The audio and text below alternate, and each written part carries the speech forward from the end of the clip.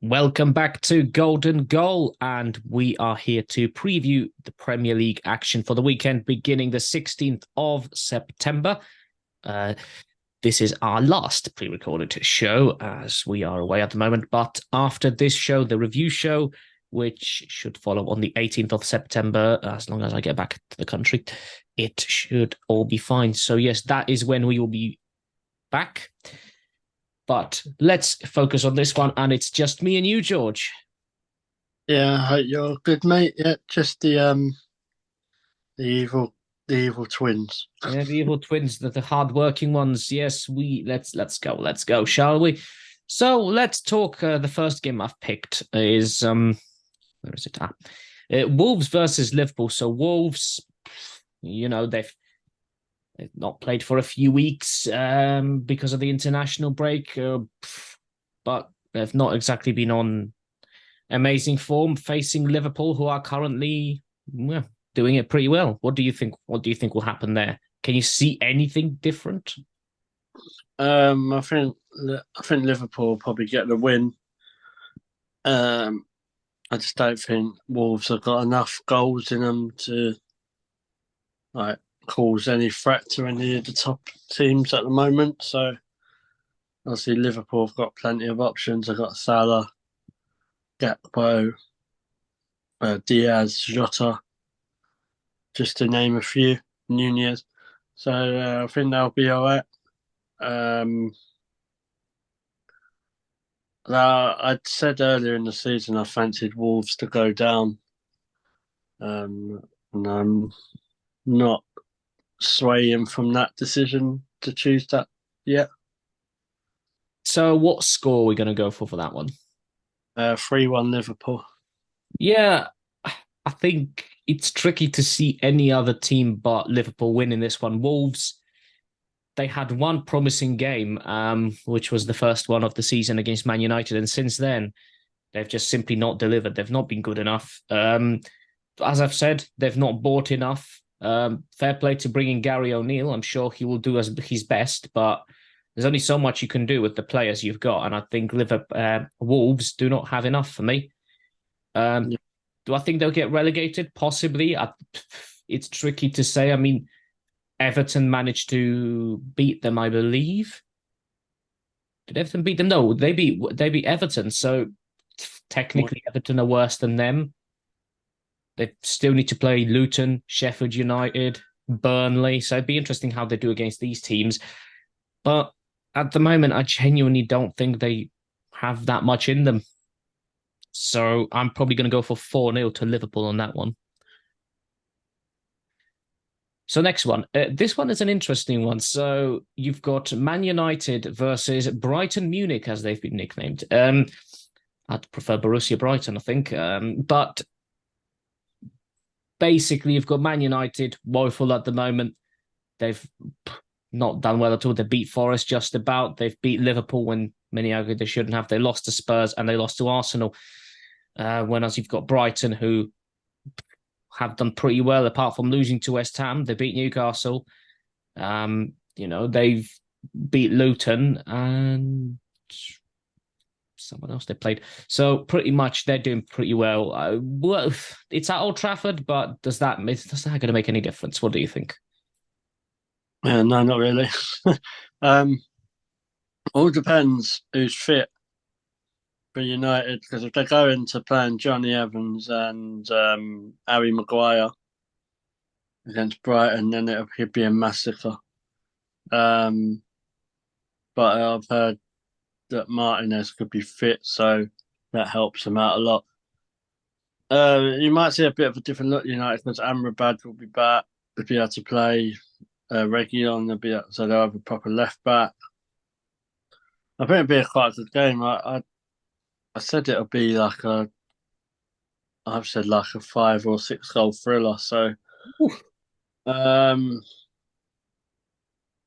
just because I think how good Brighton are playing, I'm gonna go Man United 2, Brighton 4.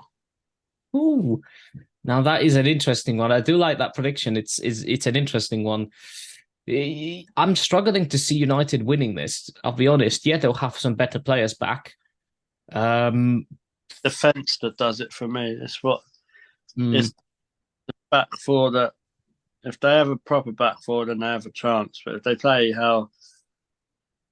with the back four that ended the Arsenal game, like I know we won 3-1, but if that defense played a lot longer, Arsenal could have scored about 5 or 6. well, they currently scored 5 goals, and in the last few years, they scored 5 goals in total, I believe, and conceded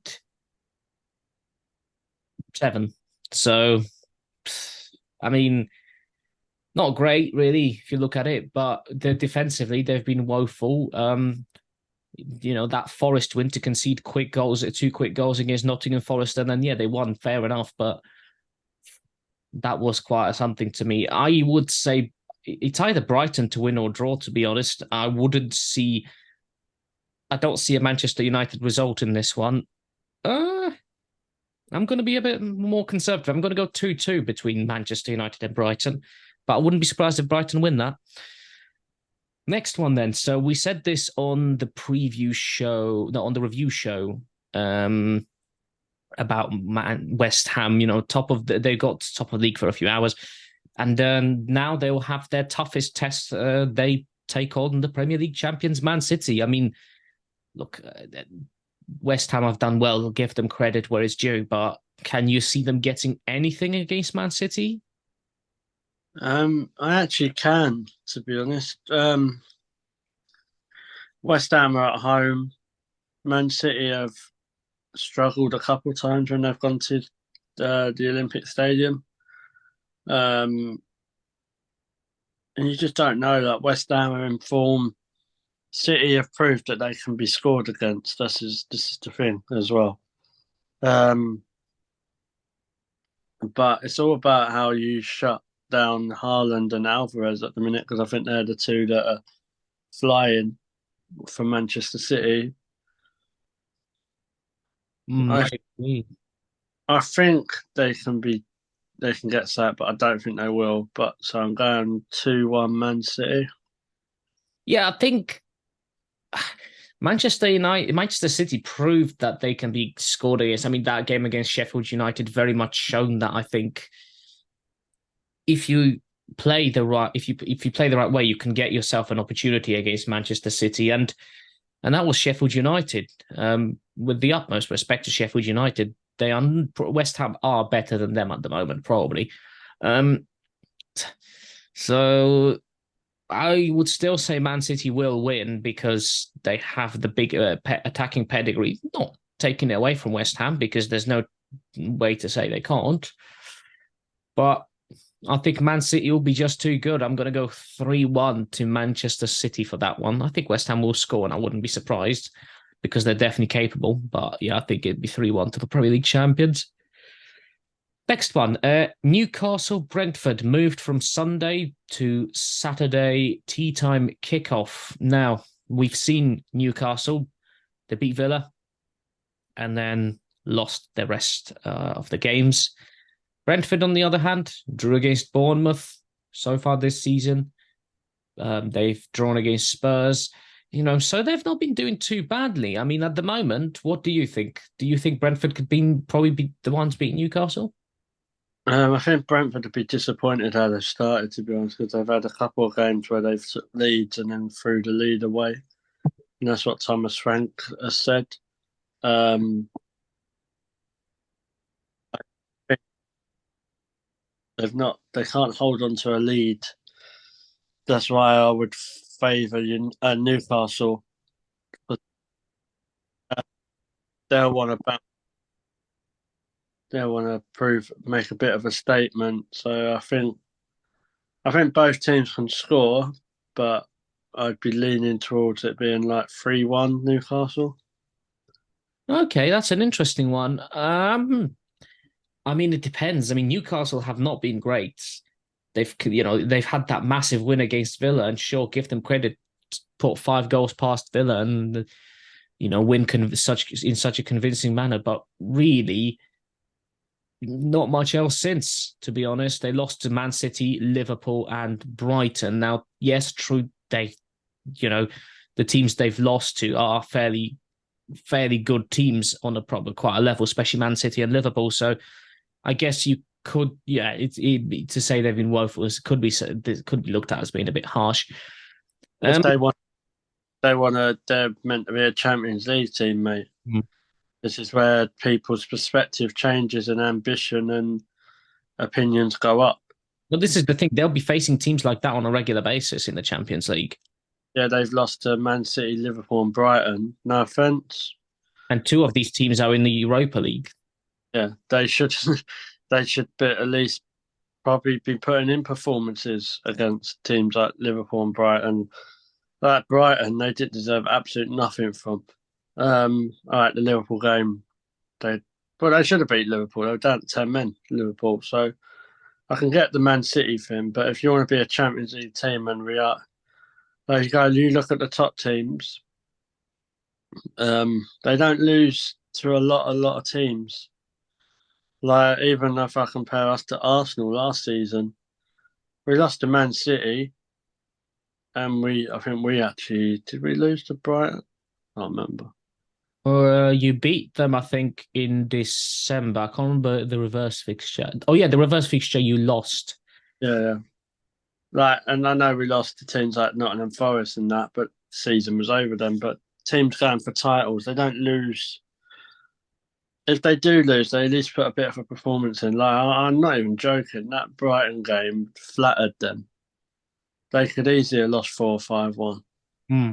So I think this season is a season where Newcastle have got to get used to having to play the big boys. Like, what they're going to say when they play in the Champions League? Oh, well, we expect to lose to Borussia Dortmund. We expect to lose to AC Milan. We expect to lose to PSG. Do you get what I mean?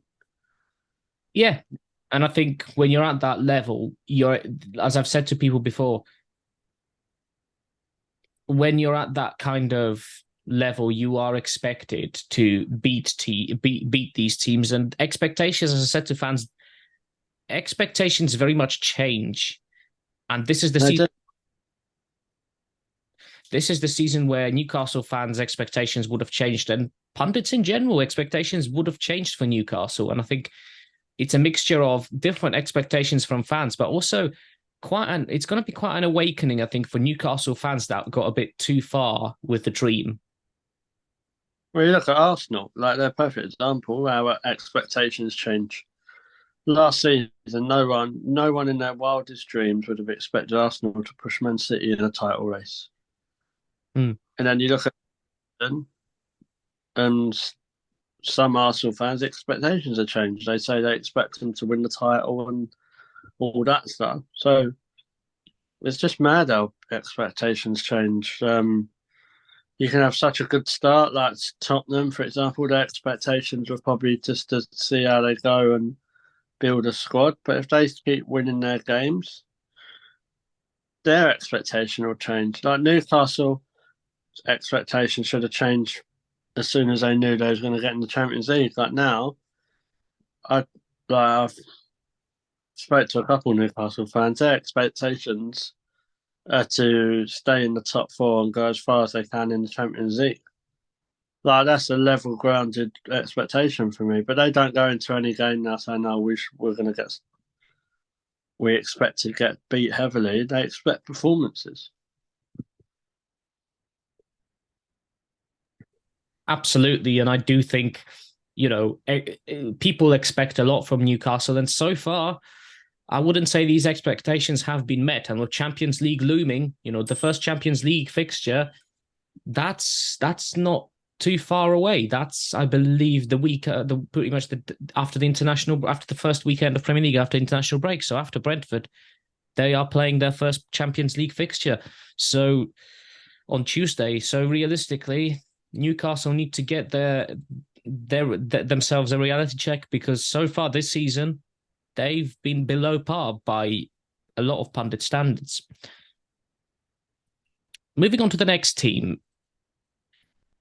So Bournemouth Chelsea is the next one. So Bournemouth, yeah, they've not done too badly. What they drew with Brentford, drew with West Ham, amongst other games. So yeah, not too bad. But again, people have to be careful against Bournemouth. I think, and they play Chelsea, who are coming off the back of a defeat before the international break to Nottingham Forest. They will not want a second defeat in a row if they can avoid it, though. But what do you think will happen, George? Um, with Chelsea, you don't know what Chelsea you're going to get. That's the issue. um, they're a predictor's worst nightmare because you don't know what Chelsea are going to turn up. If Chelsea turn up, they beat Bournemouth. Simple as. Um, but if they don't, if a slight players off performance, then Bournemouth can punish them. But I think Chelsea might edge it. I don't think there'll be much in it. So I'm going to go 2-1. Yeah, I think it has this game has written all over it for me, a very cagey game and a very tricky one where I don't think that much will actually happen. I think it would be good for us to get a win against Bournemouth because no one wants consecutive defeats. Yeah, okay. Will it be alarming if we lose to Bournemouth? Probably not alarming, but it certainly won't be great. Season's not going to be over by the time, but if we lose to Bournemouth, but I think it would be nice to see a consistent performance. And, we've beaten teams on that level this season. We beat Luton, and Bournemouth are probably better than that. So we need to improve and we need to not make the mistakes we did against Luton, which we still won the game, but there were times where Luton could have gotten back in it. Now, there are teams like Bournemouth who have a bit stronger squads who will take advantage of these opportunities, who might take the chances you give them more than other teams. So I'd like us to beat Bournemouth, and purely because of that, I'm going to go 1-0 Chelsea. But I think that's going to be a very cagey affair, and I think it's not going to be overly exciting. But as long as there's a win there, I think that's the main thing, pretty much. It's all about the points, really. It's not even about how you play. Like Arsenal have not played great this season, but No, but it's about getting them 3 points. As I said to a lot of fans, and a lot of fans that say they want to, they love playing pretty football and all that. when you It's all fine. It's all good to play pretty football, and it's all brilliant. However, pretty football doesn't get you 3 points. If you play really well but lose, you don't get the 3 points, and that at the end has a negative effect. So what you really need is to play however you can play to get the 3 points, regardless of whether it's boring or whether it's the most thrilling game that your team has ever played.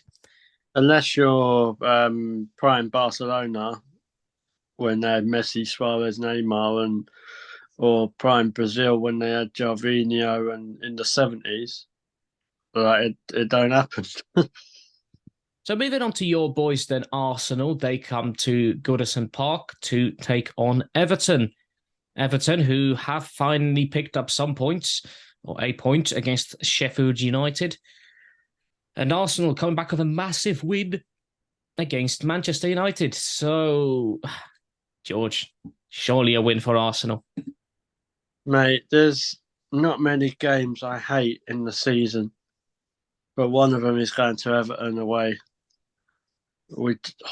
They're just such a bogey team. We just don't. For some reason, they have something over us. I really don't think it's going to be as easy as everyone thinks. It doesn't matter how bad Everton are. Arsenal could just be in the best form. Like, look at last season. I know there was more on it because Deitch took over just over it, but it's just one of those games. Um, Obviously, I feel like we need to win just to keep that pressure on City, to be honest. Um,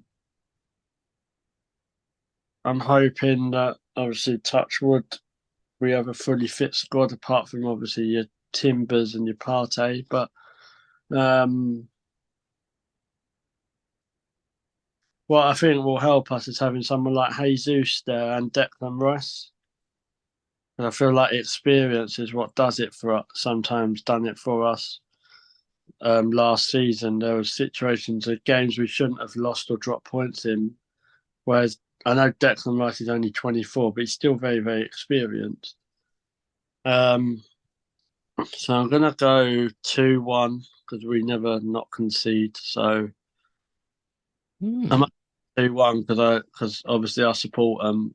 If you ask me, was I confident? Then no, not really. Okay, interesting. I mean, yeah, I can see what you mean. I mean, with Everton, I do remember that 1-0 win, I think it was the first game or under Sean Dyche. But I'd say, to be honest, I'd say Everton was still better then than they are now, but not much, you could say. Not much, but it's an interesting. I think Arsenal. I think Arsenal can beat Everton. It may not be the easiest, but I think they can do it well enough. Um, I think Everton will score, but that's purely because, in general, there's not really many clean sheets going round in the Premier League. So I'm going to say 3-1 to Arsenal there for that one. Uh, Before we finish, there's one more game I've picked, and people probably would be surprised about that one because it's a Monday night game. So why would I pick it? It's not the most exciting. But to me, looking at both teams, looking at Nottingham Forest, who are at home for this game, who have come off the back of a great win for them because they probably didn't expect to beat Chelsea. They've bought loads of players and such. They're playing Burnley, who a lot of people have hyped up a little bit for standards of a newly promoted team anyway. And they've not really massively delivered on that. But if you could say that if there is a game that they need to really do something in and they really need to show them their intent on staying up, it's this game against Forest, do you think, George? They've definitely got to put a performance in, Hubert. They've definitely got to put a performance in. Whether you treat Nottingham Forest are one of those teams down the bottom, probably, but I think Nottingham Forest are a good side. Like I think you'll. I wouldn't be surprised if you saw them at around 11th or 12th this season. Forest. They were unlucky against Arsenal and United, so you turn them into just 1 point. That's 5 points against Arsenal, United, and Chelsea. I think they've won as well, haven't they? Did they beat Luke? They, I'm trying to think. They lost to United. They won against Chelsea. Uh, Can't remember now, but what were the other scores they had? I know they lost to Arsenal 2-1. Yeah, and there was another game, obviously. It was a Friday night game. Oh, yeah, I can't remember what it was. I'll have to get back to you on that. I'll have to check. Um, yeah, I can't think who it is now. Keep But talking. like, what's that? Keep talking. I'll check the fixtures, the But results. I think they're doing quite well like this season. Like I say, they've been unlucky. They can get a win against Burnley. That got to put them on a bit of a run. I think it's at Nottingham Forest as well, so that really helps because it's quite like a fortress there. Um, and yeah, I think Steve Cooper's doing a very good job there. He's got some quality players he's brought in. Burnley and Vincent Company, they've got to start putting the performances in and then turning it into points. It's as simple as that. It's a cutthroat mentality. They need points. It's not anything else. Um, Out of the three, I think they have the better chance of staying up at the teams to be promoted. Forest beat Sheffield United 2-1. So yes, they do have two wins under their belt. So yeah, two wins, two losses. Yeah, I thought it was one of the lower teams. So yeah, like, and as soon as they get all their players back up and running fit and everything, like they've got a good side. Some quality players, really. I know they lost Johnson, but they brought in people that all covered that. So what do you think will be the results there? And probably going to go 2-0 Nottingham Forest. Okay.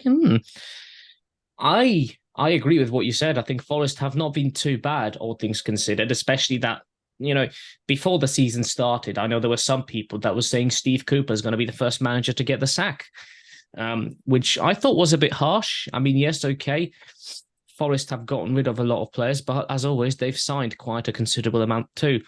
Um, I think both teams, Forest needs something to continue their momentum. They've had a good, they've had the good win against Chelsea. You want to come off the back of that and beat a team around you and do really well. Plus, it's at home, in front of your home fans. Again, that also you want to deliver well on that. So, in my opinion, when it comes to Burnley, they can be dangerous if Burnley so much as score a goal. I've noticed you see a very different Burnley turn up, like against Villa when they played Villa. They were completely overplayed. They were completely outplayed by Villa. Villa scored, and I think it was 2-0 up or something, or 3-0, and they were doing really well. And then Burnley. I'll say one thing I will say about the difference with Forest now. Before they was just bringing every Tom, Dick, and Harry in, but now the players, I know they brought in 5 or 6, but they're quality players. And they're all European experience, like Divock Origi. Well, we know what he can do for Liverpool, and he's played for AC Milan. Nuno Tavares is an interesting one. He played for Marseille in Europe, and he's played for Arsenal. He didn't do so well at Arsenal, but Marseille. Then you got Ibrahim Sankakari. How they've managed to get him, I don't know.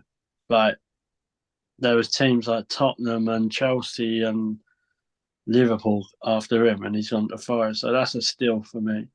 And think they're bringing players in that are going to take them to that next level. They're not just bringing in everyone. And I think that's what affected them so much last season. They brought in like 20 odd players.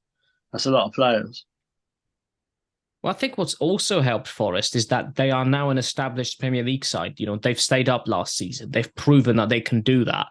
And I think that then makes a lot more players want to come to the club because they've seen, look at Nottingham Forest, they stayed up. So clearly they can do pretty well. So their appeal changes. Once you stay up that one season in the Premier League, if you play your cards right, you will attract better players. And I think you can safely say Forest have very much achieved that.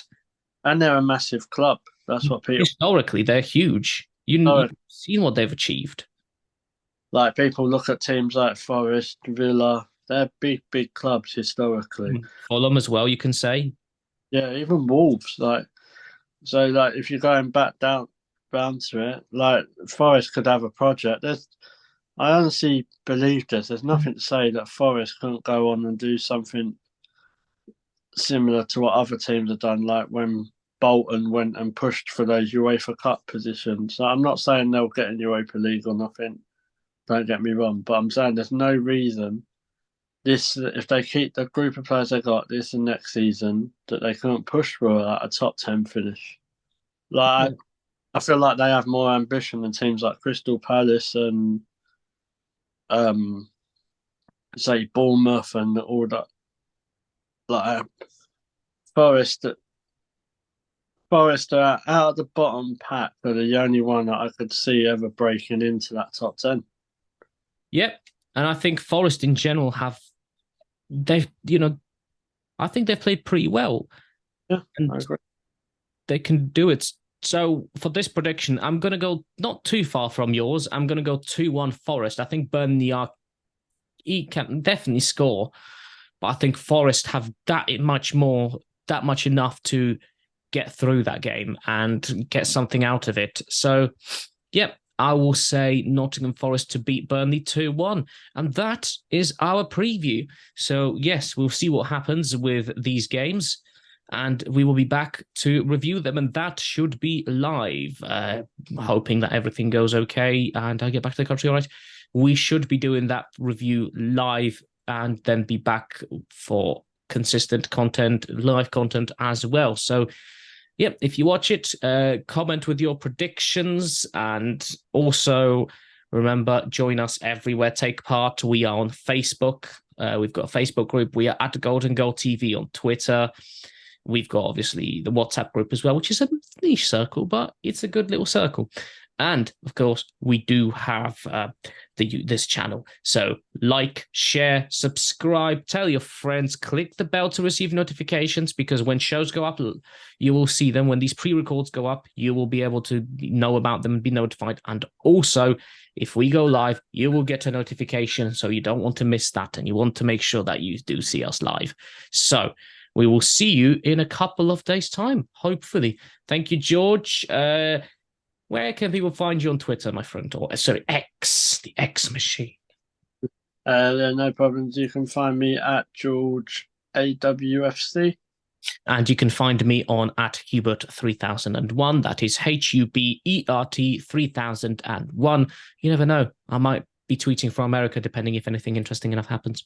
So yes, thank you all, and we will see you very soon.